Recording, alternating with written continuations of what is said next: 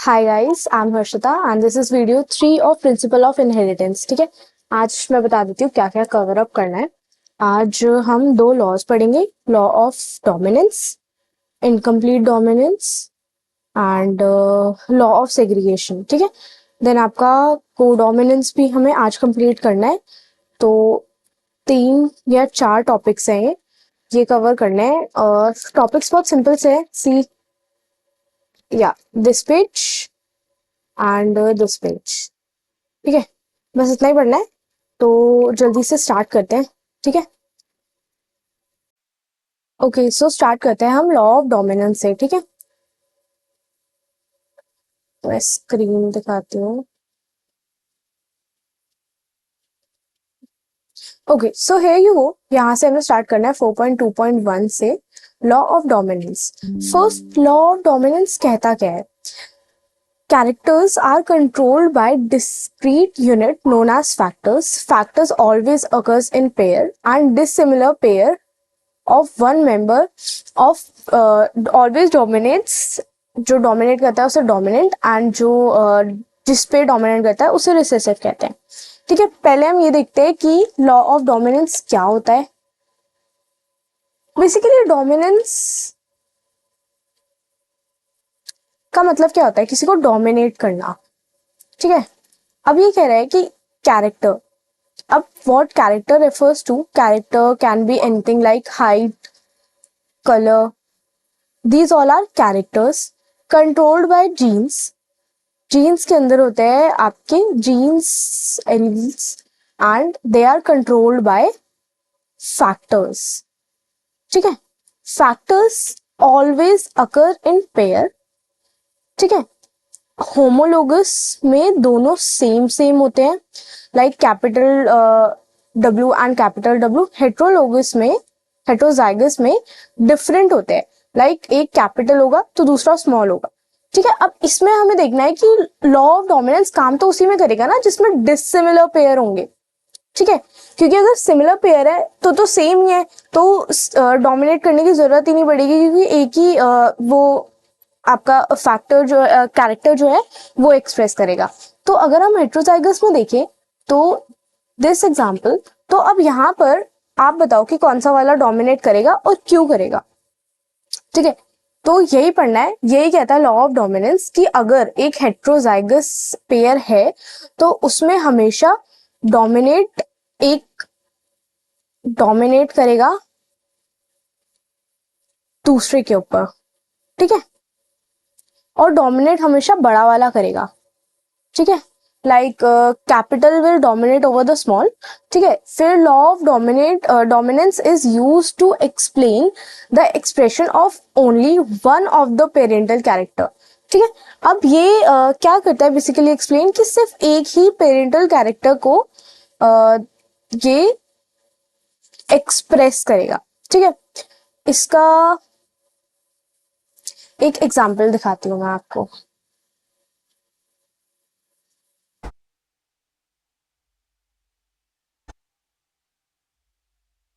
See this, ये वाला देख सकते हैं, इसमें क्या है? ये capital W and small w।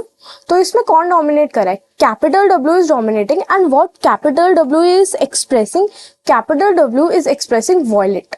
तो अगर स्मॉल W है कोई फर्क नहीं पड़ता, कैपिटल वाला ही डोमिनेट करेगा हेट्रोजाइगस में। बट आगे एक इनकम्प्लीट डोमिनेंस में एक एक्सेप्शन भी मिलता है। ठीक है, वो हम पढ़ेंगे। पहले लॉ ऑफ डोमिनेंस अच्छे से समझ में आ गया। मैं एक और बार रिपीट करती हूँ। कैरेक्टर्स क्या होते हैं? Height, colour, these all are characters are controlled by factors always occurs in pair, और सिमिलर वाले होमोजाइगस, डिसिमिलर वाले हेट्रोजाइगस। डिसिमिलर वाले को हमेशा डोमिनेंट जो होगा वो रिसेसिव पे डोमिनेट करेगा और उसका ही एक्सप्रेशन होगा जो डोमिनेट होगा। जैसे मैंने पिछले केस में बताया था कि W जो था कैपिटल W उसको वायलेट कलर एक्सप्रेस करता है, तो पूरा फ्लावर वायलेट कलर का हो जाएगा, डजंट मैटर स्मॉल W है या नहीं है। ठीक है, okay so next example is next law is law of segregation, ठीक है, लॉ ऑफ सेग्रीगेशन पढ़ते हैं, चलो आगे। Okay, so law of segregation क्या कहता है, पहले तो उसे धीरे से स्टार्टिंग से पढ़ते हैं एनसीईआरटी में से।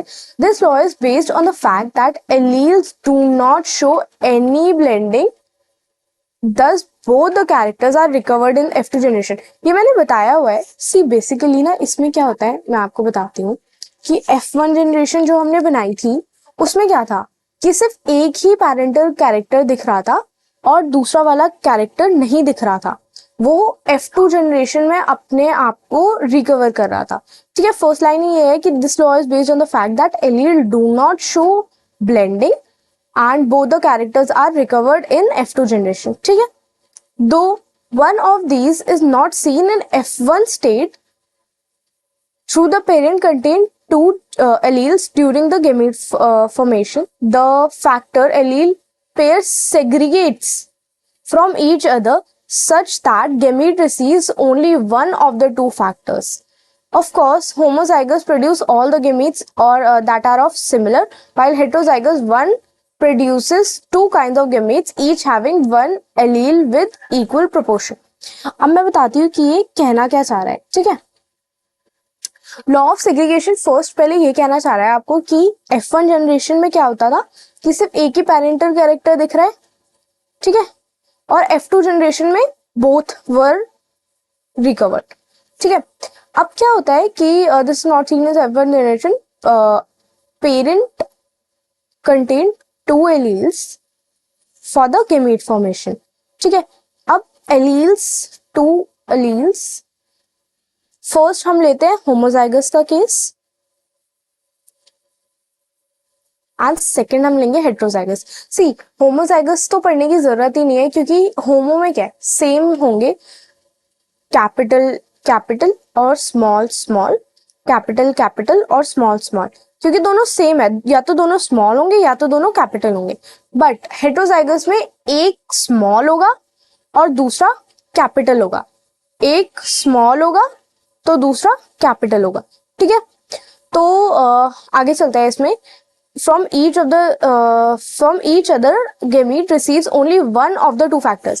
अब इसमें क्या होता है हेट्रोजाइगस में ना दोनों एलील्स सेपरेट हो जाते हैं। सेग्रीगेट का मीन होता ही सेपरेट हो जाना है, ठीक है। अब दोनों के फैक्टर्स को अलग अलग एंड इक्वल प्रोपोर्शन में देखो, while heterozygous one product two kind of gametes each having one allele with equal proportion। तो अब heterozygous में क्या होगा जब ये सेग्रीगेट हो जाएंगे ना तो इनको दोनों में इक्वल प्रोपोर्शन मिलेगा, ठीक है, ना एक से ज्यादा ना एक से कम। यही था बस, सेग्रीगेशन की अलग हो जाता है हेट्रोजाइगस में और होमोजाइगस में दोनों सेम रहते हैं, ठीक है। लास्ट हमें जो करना है वो है आपका इनकम्प्लीट के बाद कोडोमिनेंस भी करना है ना। तो सेकेंड लास्ट आज का topic is incomplete dominance. Incomplete dominance आओ, इनकम्प्लीट डोमिनेंस पढ़े। एक सेकंड में इसमें से कुछ मिस आउट तो नहीं कर रही क्या? ये बहुत छोटा सा था।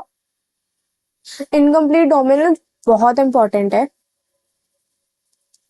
ये अच्छे से पढ़ना है, ठीक है। चलो let's see what incomplete dominance is.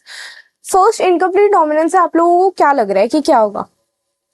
Incomplete dominance is basically बीच में, ना टू टॉल ना टू स्मॉल, ठीक है। मतलब ये इनकम्प्लीट डोमिनेंस कहीं बीच में लाए करेगा, ठीक है। इनकम्प्लीट डोमिनेंस मतलब पूरी तरीके से डोमिनेट ना करना। ओके चलो पढ़ते हैं। When experiments on P were repeated using other traits in other plants, it was found that sometimes the F1 generation had a phenotype that did not resemble of either of the parent। मतलब कि ना जो वो है ना उसका genotype, ना वो इस पेरेंट से रिजेंबल कर रहा है और ना ही वो इस पेरेंट से रिजेंबल कर रहा है, वो कहीं इन दोनों के बीच में आता है, between two parents and was in between of the two, ठीक है। The inheritance of flower color in the dog flower. एक इसका बहुत अच्छा example is dog flower and snapdragon. ठीक है, these are two good examples of understanding incomplete dominance. अब incomplete dominance में आगे क्या है ये देख लेते हैं. एक इसमें एक टेस्ट क्रॉस दिखा रखा है.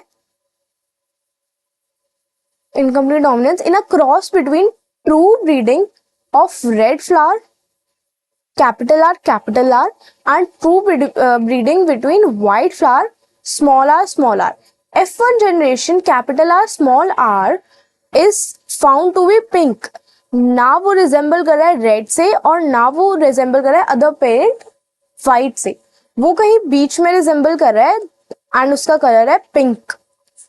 ठीक है, when F1 generation was self pollinated the F2 result to be following. इसका जो आपका वो आया है वो है कैपिटल आर इज 2:1:2:1 का. इसका हम टेस्ट क्रॉस अभी बना के देखते हैं. ठीक है, और फिनोटिपिकल रेशियो आया है 3:1 का. डोमिनेंट इज टू रिसेसिव का. What happened was the R was not completely dominant over small r and this made it impossible to distinguish capital R small r as pink and capital R is red. इस चीज को distinguish करने में बहुत दिक्कत हुई from small are. तो इसका हम एक बार टेस्ट क्रॉस बना के देखते हैं.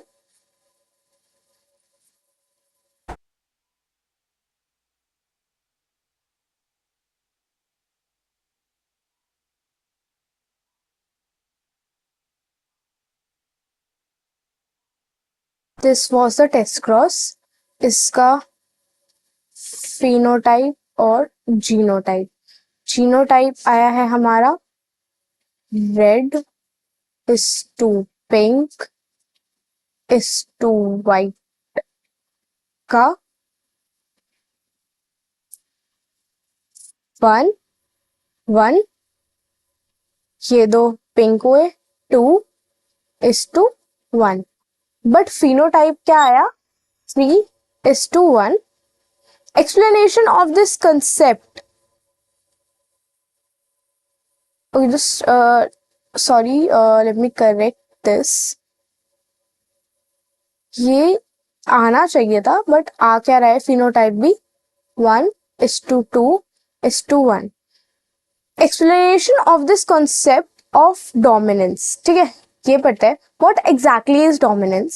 Why are some allele dominant and some are recessive? To tackle this question, what gene does every gene, as you know by now, contain information to express a particular. See, what gene is used. हर चीज जो भी express हो रही है ना वो किस वजह से हो रही है, क्योंकि जीन एक पर्टिकुलर ट्रेट को एक्सप्रेस करता है.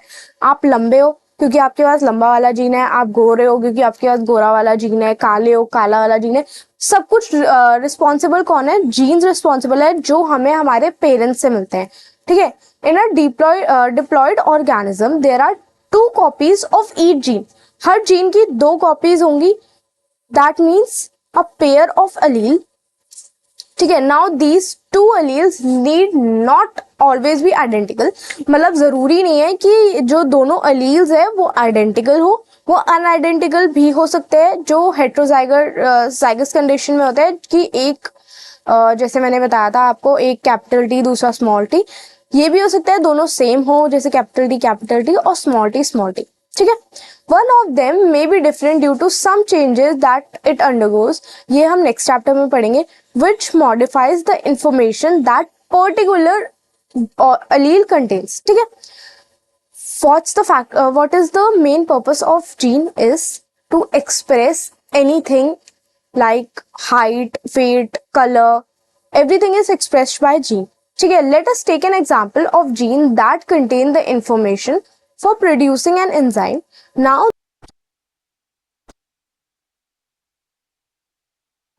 ओके, सो ये वाला जो पैराग्राफ है इसको हम जल्दी से सम अप करते हैं क्योंकि ये बहुत ज़्यादा इम्पोर्टेंट नहीं है. एंड इस वाले जो पैराग्राफ में ना क्वेश्चंस भी नहीं आए, PYQs देखोगे ना तो इस वाले को बहुत ज़्यादा इम्पोर्टेंट नहीं है. तो इसमें मैं आपको जल्दी जल्दी एक ओवरव्यू देती हूँ what this paragraph is all about. ठीक है, first is normal and less effective enzyme. First case में क्या होता है कि that is equivalent, unmodified is equivalent to modified, phenotype हमेशा सेम रहता है एंड ट्रांसफॉर्मेशन होती है सबस्ट्रेट की।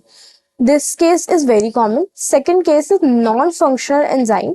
नॉन फंक्शनल एंजाइम में बेसिकली क्या होता है कि ना दैट डिपेंड्स ऑन फंक्शनल। ठीक है, जैसे ये मॉडिफाइड एंड अनमॉडिफाइड सेम थे, इसमें नहीं होता। And unmodified represent original dominant and recessive is represented by modified. ठीक है, अनमॉडिफाइड आपका जो होगा वो करेगा रिप्रेजेंट डोमिनेंट को,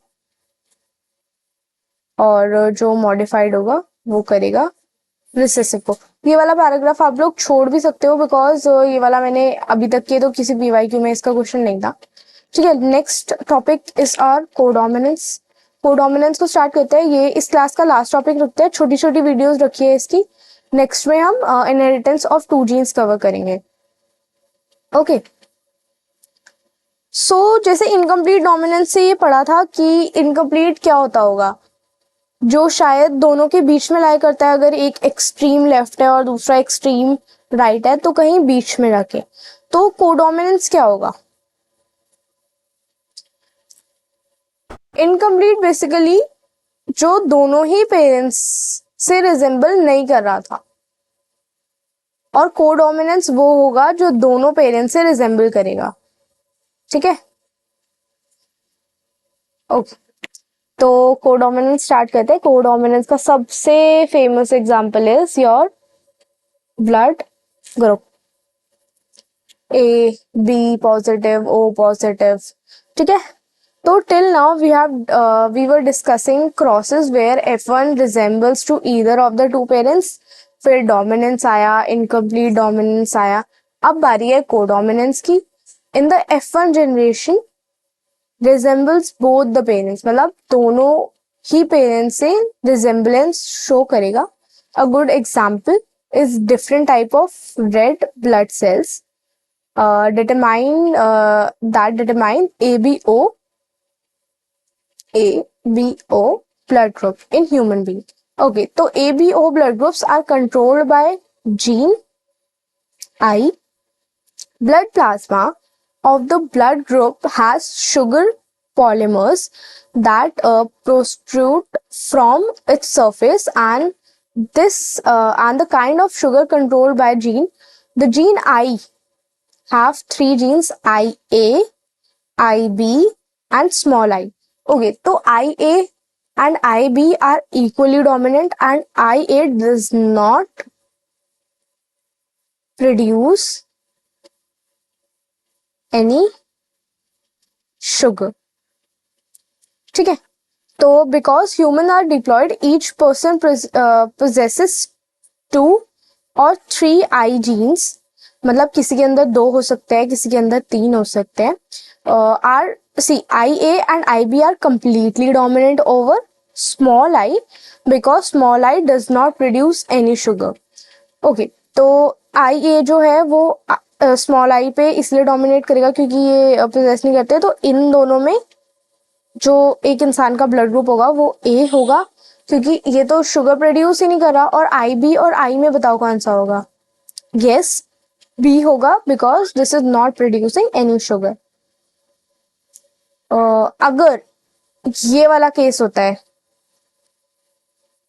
तो बताओ कौन सा वाला ब्लड ग्रुप क्या होगा उसका। ए बी होगा उसका blood group because A and B are equally dominant. ठीक है, this is what codominance is, कि दोनों इक्वली डोमिनेंट है। ठीक है, hence red blood cells have both A and B type of sugar.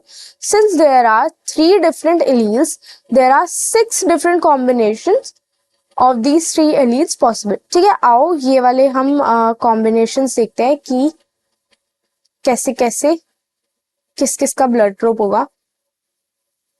तो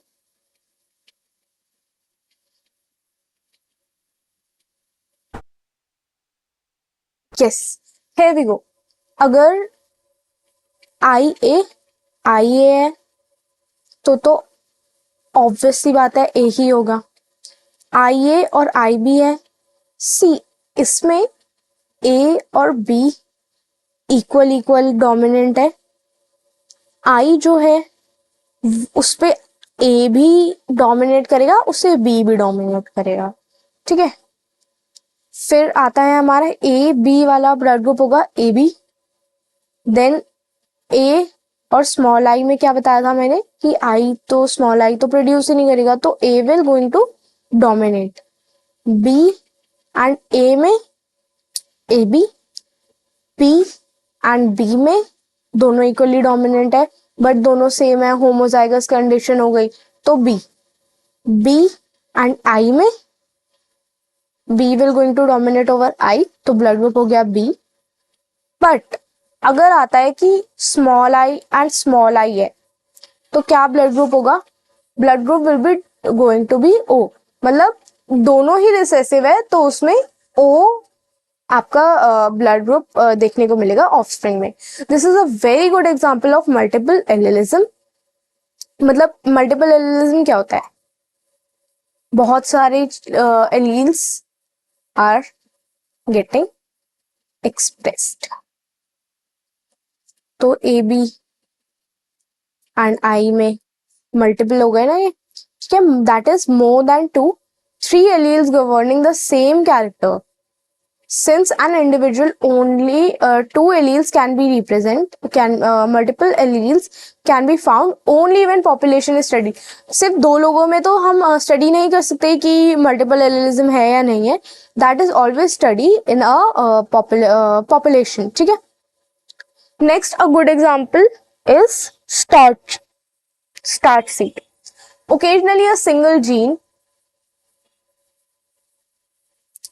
gene product may produce more than one effect.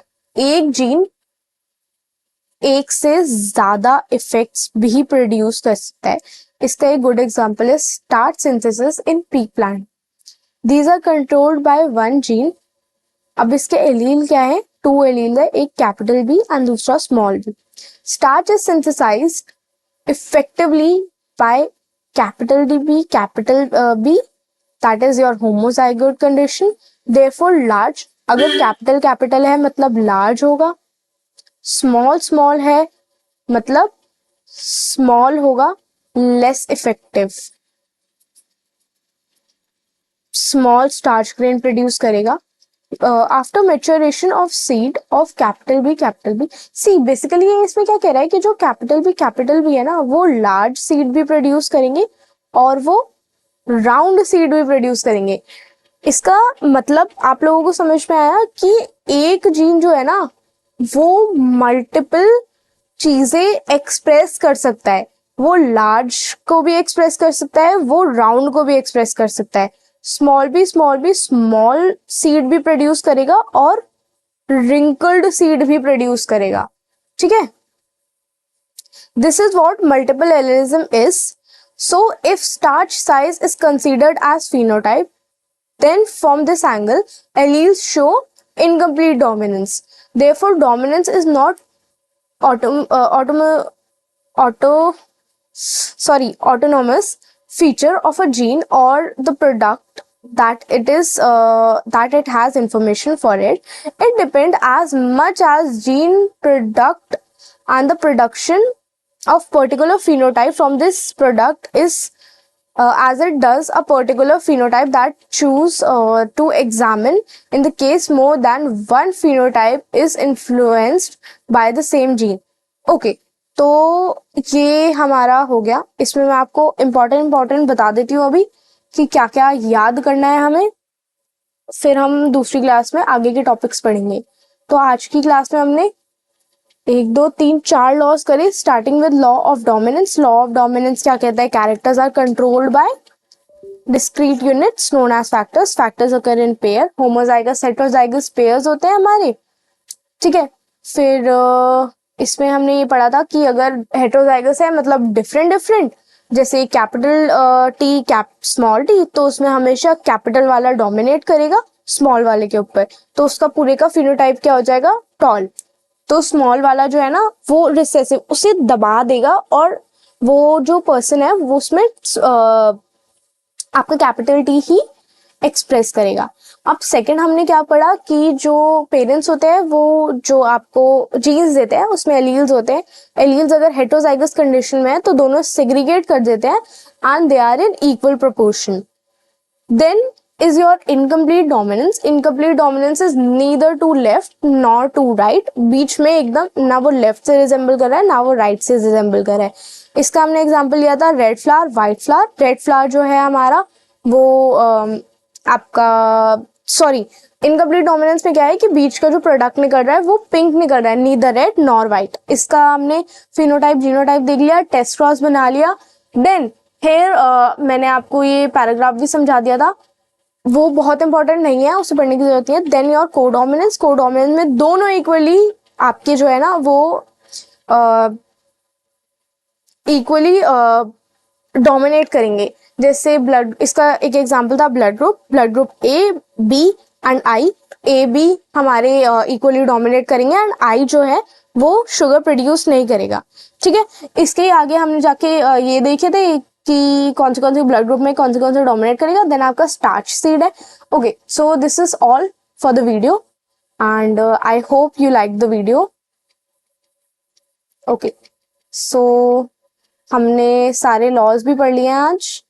बाकी के लॉज हम नेक्स्ट क्लास में हमें इनहेरिटेंस ऑफ टू जीन्स लिखना है, वो कंप्लीट करेंगे। Law of independent assortment complete करेंगे। क्रोमोसोमल थ्योरीज ऑफ इनहेरिटेंस भी कंप्लीट कर लेंगे।